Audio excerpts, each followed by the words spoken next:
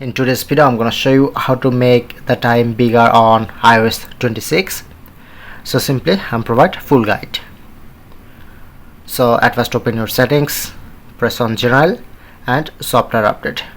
Make sure to update your iOS 26. I'm already updated my iOS 26.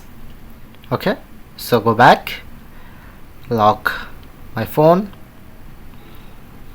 long press in the blank screen.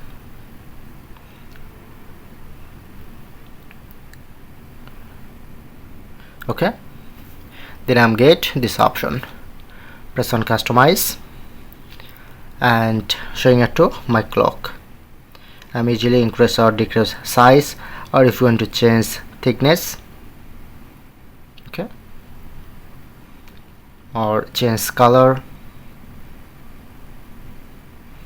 But note down, if you want to change font style, like I'm select this, when I'm select another font style, then I'm not get changing size option, so must be select this font. When you select this font, then you get time bigger or small option.